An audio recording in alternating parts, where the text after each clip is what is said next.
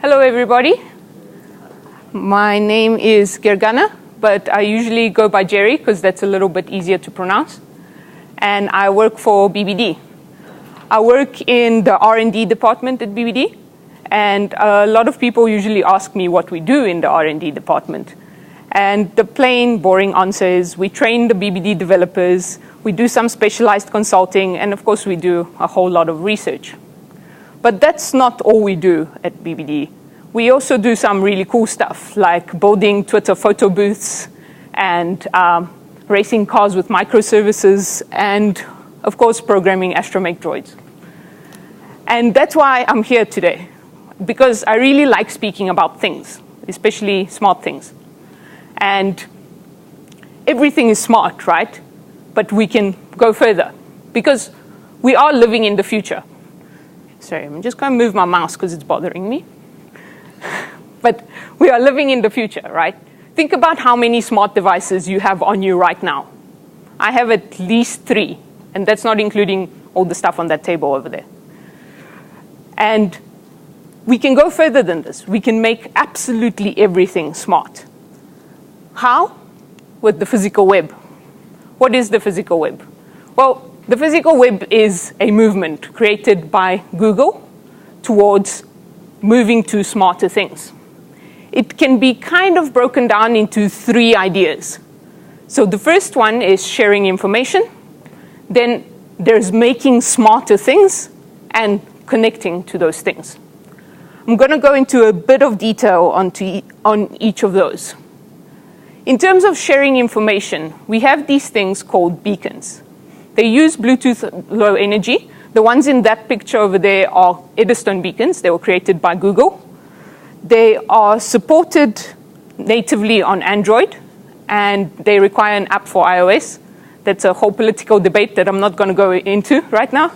But they never used to require an app on iOS. It changed recently. But anyway, they use Bluetooth Low Energy to broadcast a URL over Bluetooth to your Android device. And you get a notification that would look something like this, as long as you are listening for that notification. So what does listening mean? Well, listening means that your Bluetooth is turned on, that your location is turned on, or your GPS, and also that you're looking at your phone. So it will not push random notifications to your phone while your phone's sitting in your pocket. It will only do it when your phone is actually awake. So that notification there is to my GitHub account. It's an example I used in a previous talk where I had a beacon broadcasting it. I don't have it on right now. But other examples you could use this for is things like a smart dog tag. So your dog gets lost and someone finds them. They pull out their phone, see the URL, see your information, and find you and return your dog to you. A more practical example in terms of making things smarter is our vending machines here at BBD. So our vending machines work by our access cards. You walk up to the vending machine, swipe your access card, and you get whatever you like. Now, I don't know how people's brains work, but I tend to forget my access card at home a lot, at least once a week, which is probably good for my health. But I think Mike and my other colleagues are getting quite irritated with me when I ask them for their access card so I can get snacks. So I don't have this same problem with my phone. I never forget my phone at home. If I had my phone, I could have a beacon on the vending machine that pushes a URL to my phone. I open the URL on my phone, pick my Coke, and that would push a notification back to a server somewhere. The server would then push a notification to the vending machine, and I would get whatever I wanted. Now, this is all really cool, but the one thing to note here is only that blue arrow, that first thing I spoke about, is the physical web. Everything else is plain old web stuff, a server, which requires the vending machine to know about a server, to have some sort of connection to the server. And that's where the last bit of the physical web comes in, with connecting to smart things. And this is called Web Bluetooth. With Web Bluetooth, I could have the same vending machine that pushes a notification to my phone, But now my phone can connect back to the vending machine, to the Bluetooth-enabled vending machine, and tell it directly what exactly I want, and push back straight to the vending machine. Web Bluetooth is really cool because most of us here are web developers. We are here because we like JavaScript. And Web Bluetooth is a JavaScript API which allows us to connect to Bluetooth devices. Now, before we used to have a native app that we download from some sort of Play Store or App Store in order to connect to Bluetooth. Now, we can do it from a website. And I'll show you that example just now.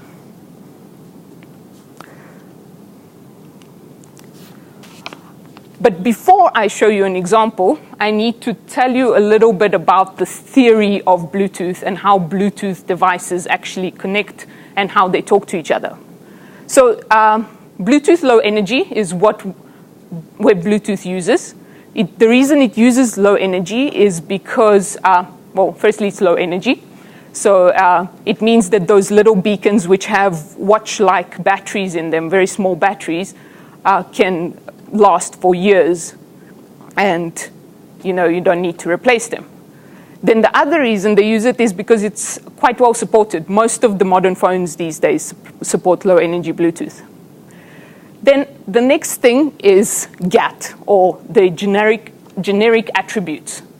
The generic attributes are a hierarchical data structure for Bluetooth low energy devices. They're specific and mandatory for all Bluetooth low energy.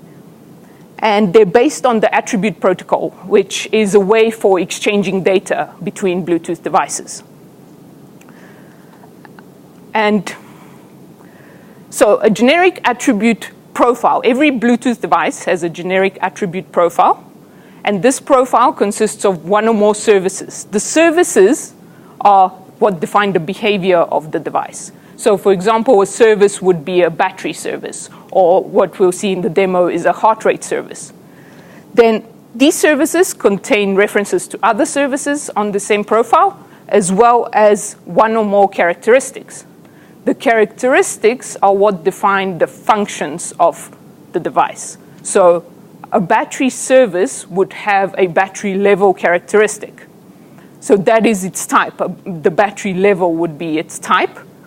Its value would be whatever the battery level value is. And then the properties and permissions are what define what we can do with that value. So some values you can set, some values you can only read, things like that. And who can access those things. The other important bit of theory I need to talk to you about is something called Bitwise Mats. Who remembers Bitwise Mats? Anyone? Not really. Anyone? Okay. Have a few people. Okay. Well, I didn't remember it either until I started doing this research, but it's not that hard. Okay. I will explain with an easy example. So if we have the number 22 in base 10, we convert that to the number 10110 in base 2, and we add that with the number 3 in base 10, which is equivalent to 11 in base 2. We just pad it in the front with zeros so we can do the whole number. What we do is we start on the right-hand side, and we work that way. So 0 and 1 is 0, 1 and 1 is 1, 1 and 0 is 0, so all the way to the front. So we get the number 10 in base 2, which is equivalent to the number 2 in base 10. So we're going to see some bitwise mats like this in the demo. There are a whole bunch of other operators you can do, and is just one of the simple ones we're going to use, but you can do OR and shift and unshift, and yeah, those are the ones I know. Oh, the ones I've used recently. So enough talk, let's get to this really cool demo. What I'm going to need for, as soon as I finish my demo, is a volunteer with either an Android device or one who is willing to download something called Web Bluetooth browser on their iPhone device, on their Apple device, iPhone device. Anyway, my demo is going to be on this heart rate monitor over here. So how many people here have fitness devices? Okay, what kinds? I have a Garmin. What kinds do we have? Anyone? Fitbit. Cool. So how do you guys feel about the app that you got with your fitness device? Yeah, that's usually the response I get when I ask that question. Yeah, so I really don't like my Garmin app. It has a lot of bugs in it. It doesn't always sync my watch. And the biggest problem with it is it doesn't always sync with Vitality. And that's important because I need my free smoothies every week. So what we're going to do is use a library called Angular Web Bluetooth. Angular Web Bluetooth was created by a guy called Wasim Chegam. He pretty much took the Web Bluetooth API and wrapped it for Angular, and wrapped all of the promises into observables, so we have a little bit less callback hell that you get with normal promises. And it's quite a cool library. And also, we all know that JavaScript's really good at maths, right? So you can do all your VO2 max calculations and your average heart rates and your calories burnt once you've connected it with your Angular app. But anyway, let me stop talking and start showing you code. Can you guys see, or should I zoom in a bit?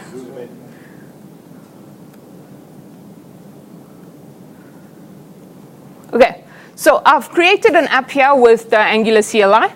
The parts I'm not going to show you is I've included a few images, which you'll see, and then the CSS, because Mike always shouts at me when I say this, but no one likes talking about CSS. But what we're going to do is start inside let me just close that part, the app module. So first thing we're going to do is import. And we're going to import the Web Bluetooth. No, that's the wrong one.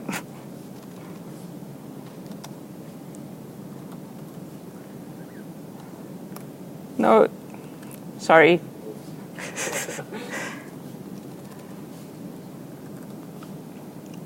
That one. Web Bluetooth module. Third time lucky. The Web Bluetooth module from the Angular Bluetooth module. So I've loaded the Angular Bluetooth module in here manually because Wasim Chegam has not updated it to Angular 5 yet. So I updated it for him, but I haven't been brave enough to submit a pull request yet. So it's just sitting in my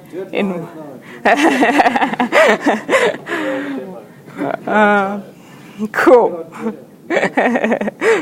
Live pull requests to one of the famous GDEs.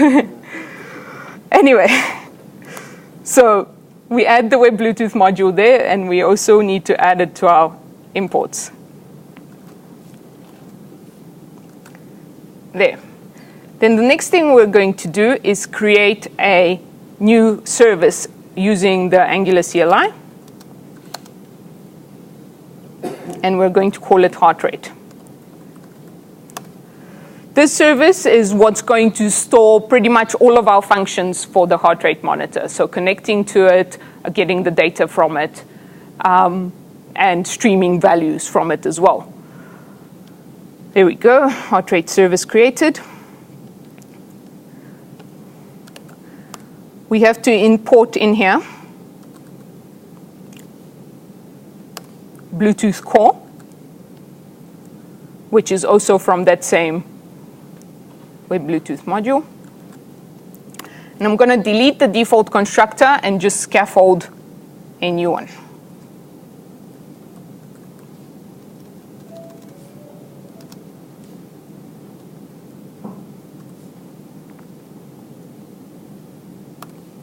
Cool. This constructor has injected into it Bluetooth core, and it has two private variables.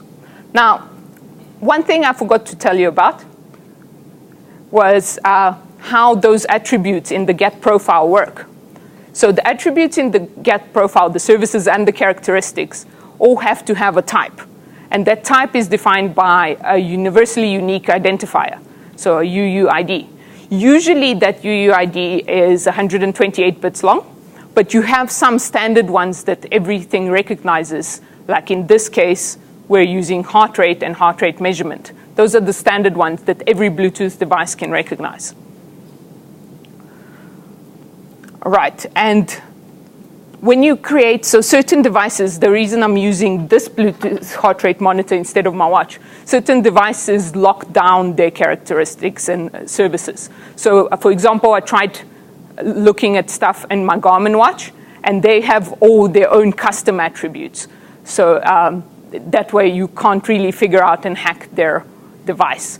But the plainer ones, the older ones actually, usually have predefined ones, or with some of them you can find them online. You can define them, but Garmin has theirs locked down, so I couldn't hack my watch.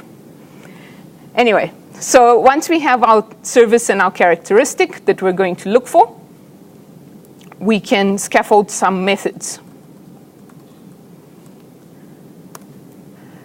Our service is going to have 3 methods: get BLE device, stream values, and get heart rate. To get the BLE device, all we have to do is call one of the observables from the Bluetooth core module. All this is going to do is, you'll see when we use it in the component just now, it's going to check whether our device is currently online or not. There is a way to ask it to reconnect to a device if it loses a connection, but it actually hasn't been wrapped in the Angular Web Bluetooth, so there's another pull request. Then in the stream values, this is actually one really nice wrapper that's in this module, because it's very easy to get the values. Using the normal JavaScript API, it's a little bit more difficult to stream the values continuously from the device.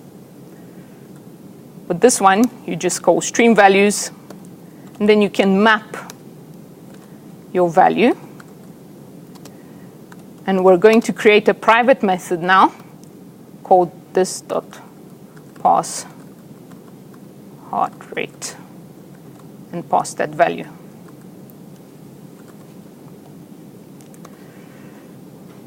So let's add that private method at the bottom here.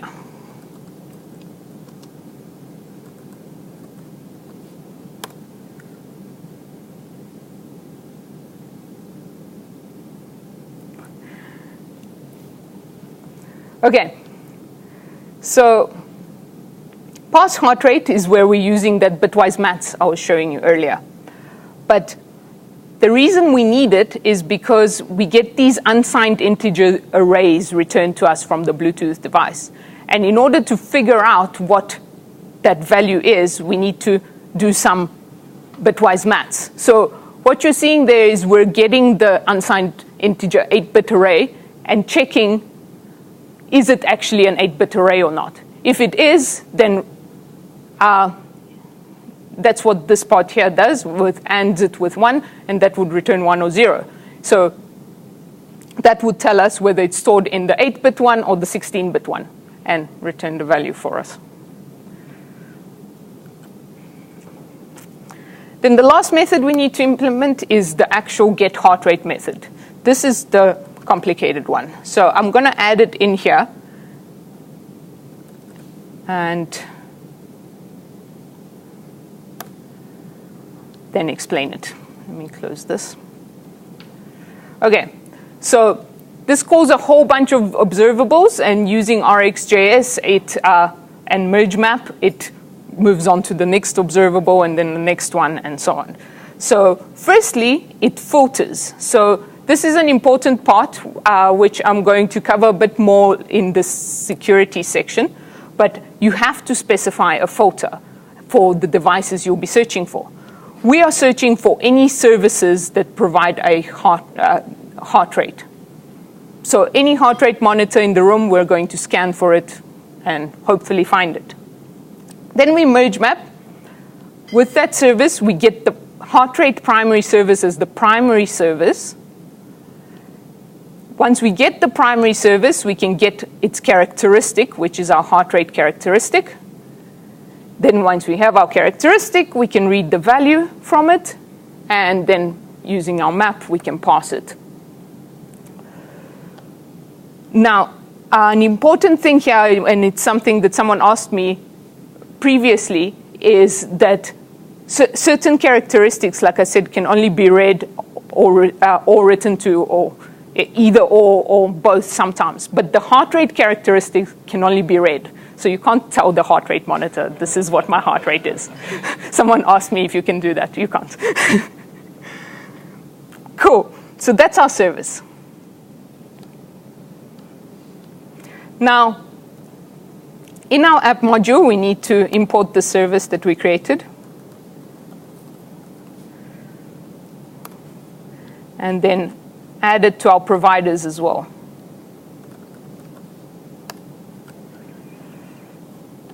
Now let's write some code inside the component. So our app component doesn't have anything in it for now. We're going to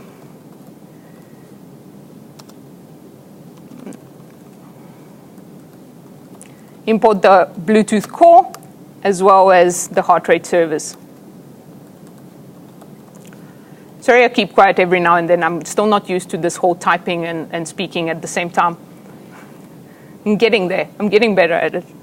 Cool. Once we have our heart rate service and our Bluetooth core, we can scaffold some methods in our app component. Let's first define a few private variables and our constructor.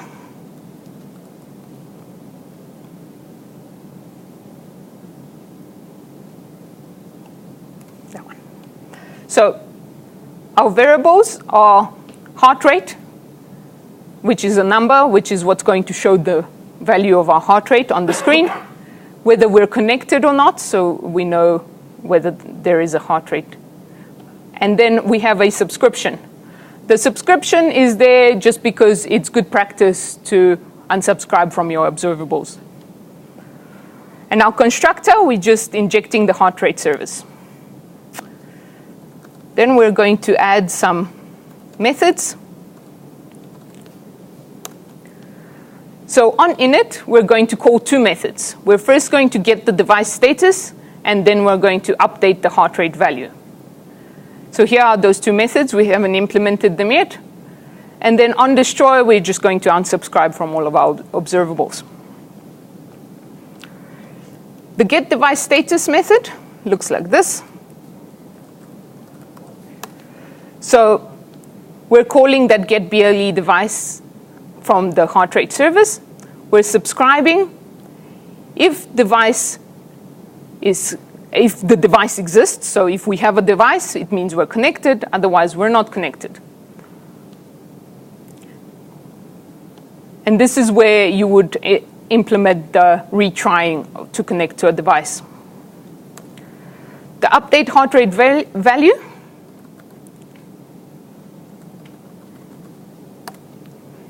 is going to call that stream values method in our service. The stream values will just subscribe and update the heart rate, and also does a console.log because that's just good practice. No, I'm lying. The reason that it does a console.log is because I had a lot of trouble when I first started this, and it kept not updating the heart rate, and I couldn't figure out why. But then I looked in the logs, and it was updating. It just, my heart rate wasn't changing. And like with any console.log, you never removed it, and it made its way to production. This isn't production. This is UAT. Okay, let's add some HTML. So I have this welcome to web Bluetooth here. I'm going to get rid of it and just add some HTML. Our HTML pretty much has a header at the top with a heart rate, and dash dash if our heart rate is 0 or null, and then a little image of a heart that we're going to use to connect to the device. So when you click on the heart, it will start scanning for devices, but you'll see it. All right, and then let's implement the connect to device method in the component.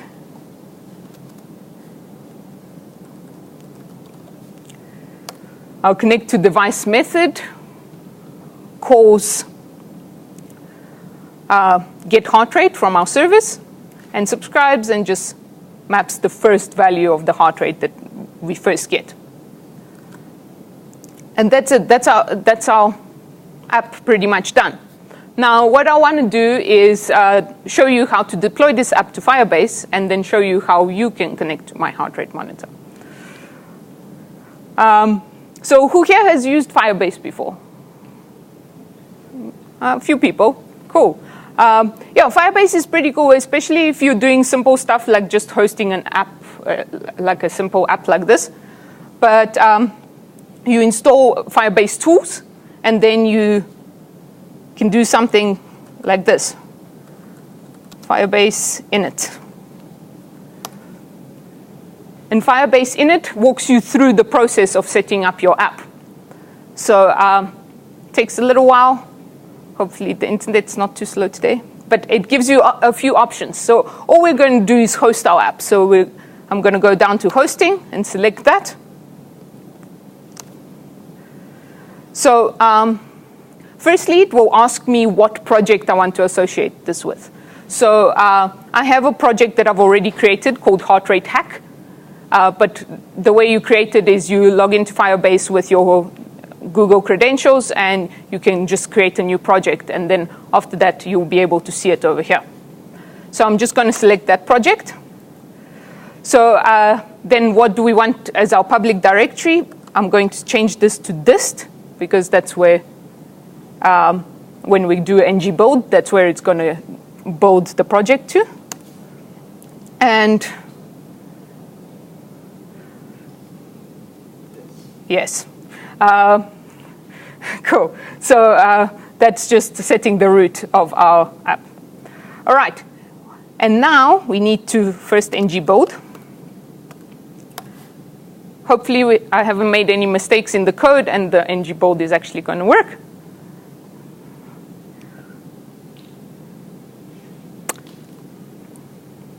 And yeah, so who is going to volunteer to connect to the heart rate monitor? There we go. We have a volunteer. Cool. What device do you have? Okay, cool. You can also do it. I see you have a computer, but you'd need Bluetooth if you were using your computer. But yeah. So yeah, the previous time I did it, I did this. I just showed people from my computer, but I thought it would be more cool if I showed you how easy it is to do it. So once our build is done, all we have to do is Firebase deploy. And they'll take everything that's in our dist folder and push it to that Firebase app. And then it will tell us, it will even tell us where it's being hosted.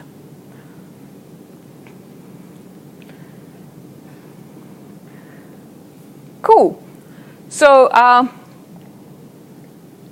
do you want to come up and show everyone? Cool. So if you just go to this URL, okay. heartrate.firebase.com. So luckily, these heart rate monitors are slightly more hackable, and I don't have to actually put it on. I can just hold it.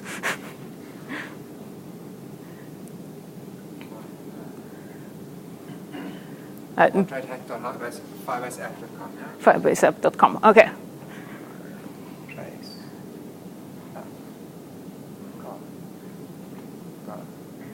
Cool.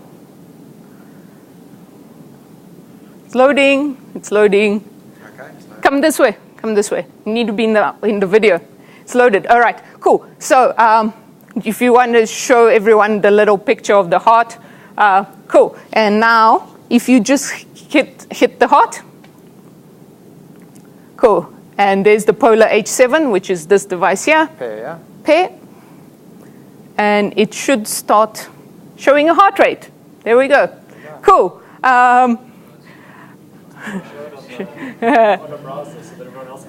All right. Let me show you how it works on here as well. If you can just close your browser. Otherwise, you can't connect to this. But let's go to...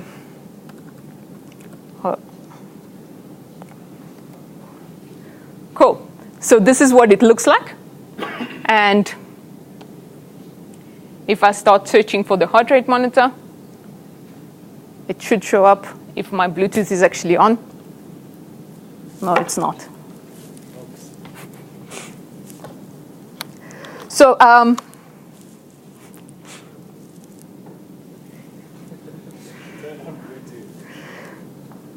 so ever since Meltdown happened, this has been happening to my Bluetooth. So, OK, as I explained earlier, let me explain to you why it's not working. So this is a good opportunity for learning. I'm going to own it. This is an older Mac, so it doesn't have Bluetooth Low Energy. That's why I have to use a little USB stick that has Bluetooth Low Energy. But in order to do that, I had to run a script. And every now and then when my Mac restarts, it doesn't actually load the Bluetooth device. So then my Bluetooth Low Energy, it reverts to the internal Bluetooth, which isn't low energy and therefore can't scan for the device. Yeah. So that's why it's not working. But feel free to come later once we're done, and I'll show you it working on your phone. But yeah, that was my demo. Cool. Let's move on.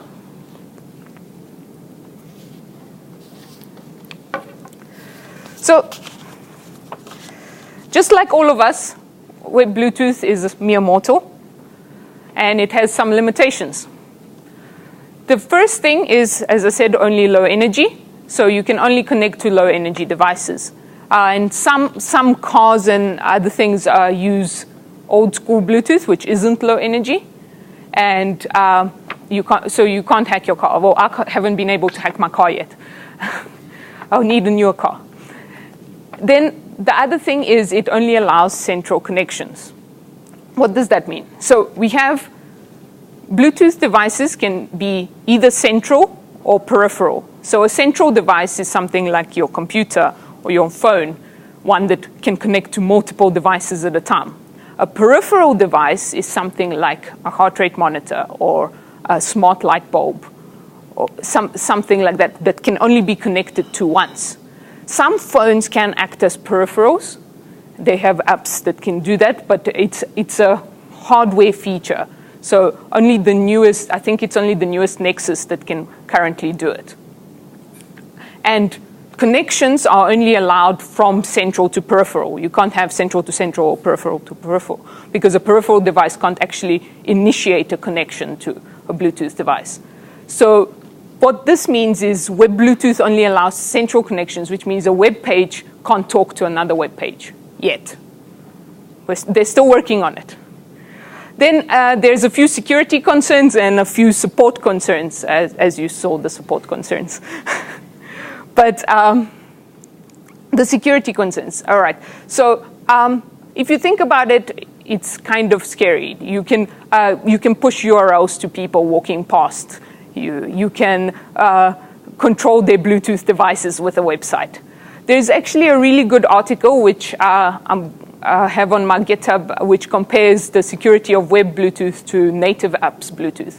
And it's really interesting that how many security issues there are with native apps Bluetooth as well. But some of the things they've done to make sure that web Bluetooth is a bit more secure is that everything has to be accessed over HTTPS only. So I had to deploy it to Firebase because that's HTTPS. You can also use GitHub Pages because I think there's also HTTPS. You can't just scan for any devices, any Bluetooth devices near you. You have to provide some sort of filter. So I was filtering by heart rate monitors, but you have to provide a filter. Now, there are ways to get around that because you can filter by name prefix. So technically, you could filter by anything starting with A, B, C, D. But you can't just scan for people's devices. You can only connect once, so it's a peripheral device that you're connecting to, so you can only connect the one time. So what that means is when when he was connected to the heart rate monitor, I wouldn't be able to connect to it at the same time until he closes his browser. So if your watch is connected to your heart rate monitor, don't worry, no one else can connect to your heart rate monitor and see your heart rate. And then the last one is that a user interaction is required. So we had to have that little heart there that initiates the scan for devices. You can't just go to a website and suddenly it connects to all of your devices and starts controlling everything that's Bluetooth in your house. So that's also good.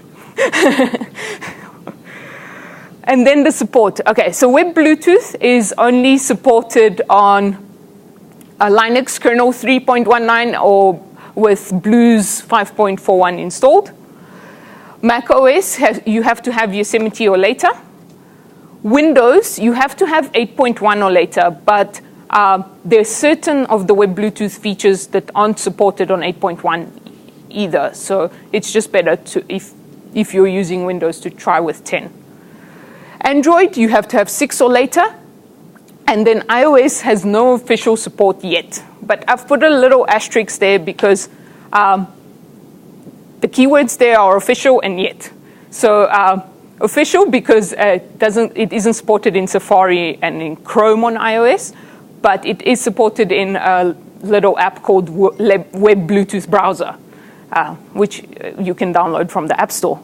And then yet, because when I started all of this research in September last year, it wasn't supported in Windows either, and now it is. So they're busy working on it. They are actively working on it. So we're hoping that they will eventually support it. That's it. If you want to have a look at the code that I wrote and all of my references and things, you can go to my GitHub account. Otherwise, find me on Twitter. Thank you.